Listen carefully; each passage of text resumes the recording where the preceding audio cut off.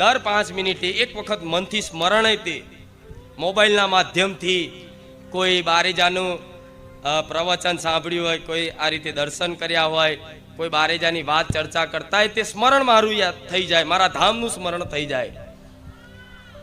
તો આ સ્મરણ શક્તિમાં હું માતા એવું કહીશ કે 24 કલાક તમારી જોડે જોડે જ રહું છું.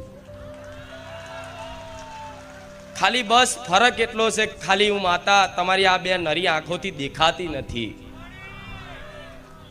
આ બે નરી આંખોથી બસ ખાલી દેખાતી નથી. હું છું, હાજરા હજુર છું, એવો દરેકનો ભરોસો કરાઈને બેઠી છું. રામ, હું છું, હું આવા કાળા કળિયુગમાં છું, હાજરા હજુર છું, એવો તમામ મારા વાલા ભક્તોનો અનુભવ કરાઈ અને પછી દર રવિવારે અહીંયા આવું છું.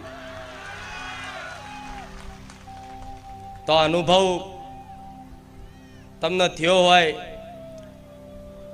આવા સમયગાળામાં દેવી શક્તિ છે એવો વિશ્વાસ હૃદયમાં બેઠો હોય અને દર 5 મિનિટે તે માતાજી ભગવાનનું સ્મરણ થતું હોય તો વિશ્વાસ રાખજો, તમે મારી કૃપા હેઠળ જ છો. ચિંતા ના કરતા હું બેઠી છું. મારા આ શબ્દોમાં ઘણું બધું છે. આ શબ્દોમાં જ સુખ છુપાયેલું છે. જે આ શબ્દોને પકડી લે કે દીકરા ચિંતા ના કરતો, ચિંતા ના કરતી, હું રોમવારી ખુખાર મેળડી બેઠી છું. આ શબ્દો જે પકડી રાખશે એના જીવનમાં ડગલે ન પગલે કંઈક ના કંઈક અનુભવ કરાવતી કરાવતી તમારો ભરોસો મારા પ્રત્યે ટકાઈ રાખવાનું કામ કરીશ. કેમ કે મારી જોડથી સુખ મેળવવા આવ્યા છો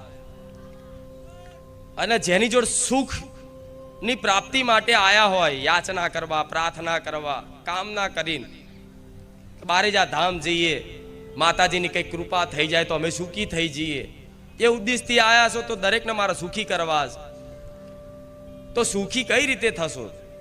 સુખી થવા માટે મારા ધામમાં તમારી થોડી અવર જવર રહેવી પડશે, થોડું તપ આપવું પડશે, થોડું મારા નામનું ધ્યાન કરવું પડશે, થોડી મારી ભક્તિ ઉપાસના કરવી પડશે, થોડા મારા જીવનમાં, તમારા જીવનમાં થોડા મારા શબ્દોનું પાલન કરવું પડશે.